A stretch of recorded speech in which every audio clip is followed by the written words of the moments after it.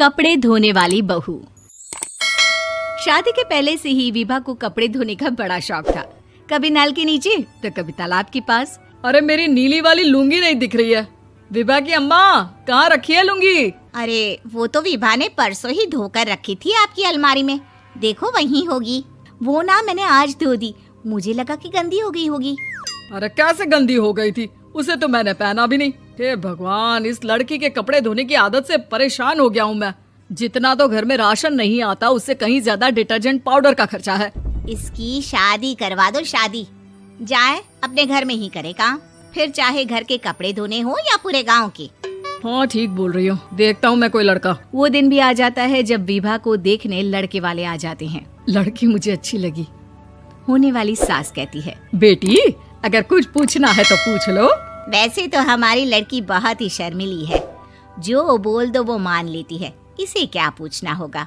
अरे कैसी बात कर रही हो माँ, मुझे इन लोगों के घर रहना है, सवाल तो कई है। हाँ हाँ बेटा, पूछ लो ना, क्या पूछना है। आप लोगों के घर कपड़े कौन धोता है? सास का मुंह बन जाता है। देखो, अगर तुम ये कहना चाहती हो कि तुम्हें कपड़े धोने नहीं आते तो सुन लो, कपड़े मैं ही धोती हूँ, लेकिन तुम्हारे आ जाने के बाद मैं रुमाल तक नहीं धोऊंगी। अरे चुप रहना भाग्यवान, बहू बेचारी घर आई नहीं, उसे डराना शुरू कर दिया। वो क्या है ना बिटिया, अभी तक तो ये कल्लू की माँ ही धोती थी, लेकिन अब तुम्हारे पापा तो दहेज में वॉशिंग मशीन देंगे ही।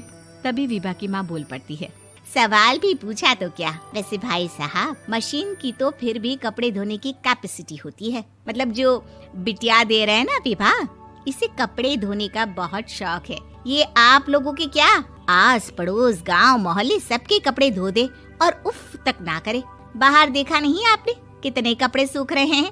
सब हमारी बिटिया ने ही तो धोए हैं। बस भी करो ना माँ, शर्म आ रही इतनी तारीफ सुनकर। और तो और एक दाग निकाल कर दिखाओ तो मान जाओ। हाँ अच्छा, माफ करना बेटा, मैंने गलत समझा। हमें तो रिश्ता बहुत पसंद है। और ऐसे जुड़ जाता है रिश्ता कपड़े धोने का शौक रखने वाली विभा का। उसकी शादी हो जाती है कोयला फैक्ट्री में काम करने वाले कल्लू के साथ। शादी के बाद अचानक विभा चिल्लाती हुई सास के पास आती है। सासू माँ, अरे सासू माँ कहाँ है आप? ये तो धोखा है, धोखा दिया आप लोगों ने मुझे। इसे ससुर के चक्कर के बारे में पता चल गया।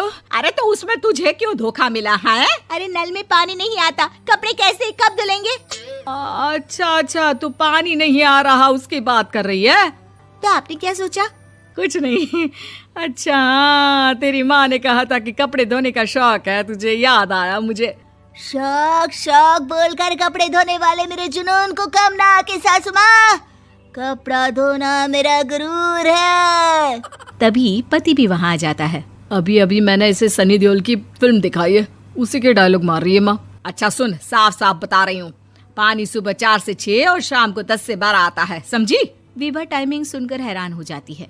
ये क्या भूतों का मोहल्ला है?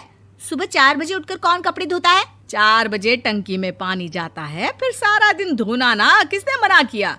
अरे कैसी बात कर रही है? 200 लीटर की टंकी में कितने कपड़े धो लूंगी मैं, सुबह ही उठ जाऊंगी मैं। अब क्या था, विभा सुबह 4 से लेकर रात के 12 बजे तक कपड़े ही धोती रहती। एक रोज सास पड़ोस से निकलकर कहीं जा रही होती है कि साथ वाली कहती है, हाँ कल्लू की माँ, जरा ये बताओ कि 2 साड़ी है, 2 ब्लाउज और एक पेटीकोट और एक नाड़े वाला लंबा कच्छा।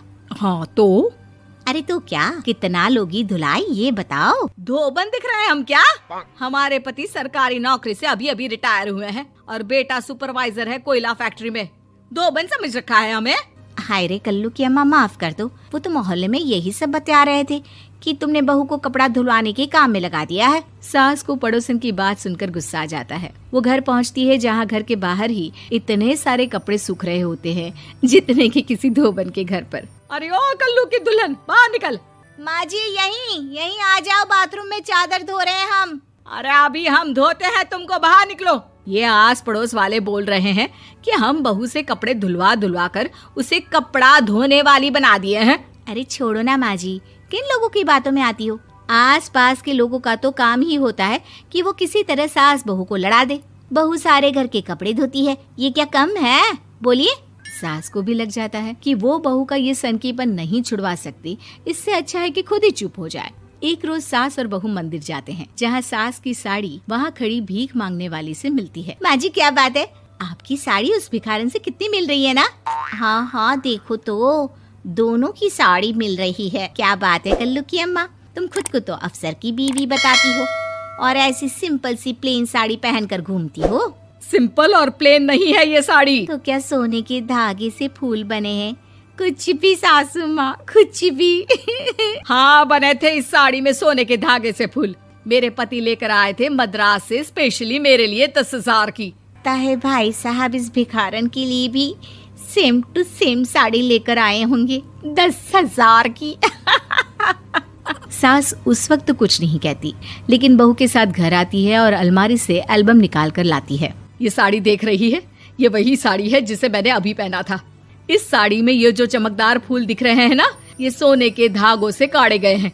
लेकिन तू लोकल वॉशिंग मशीन ब्रश से घिस घिस कर सारे फूलों को निकाल कर साड़ी प्लेन कर दी।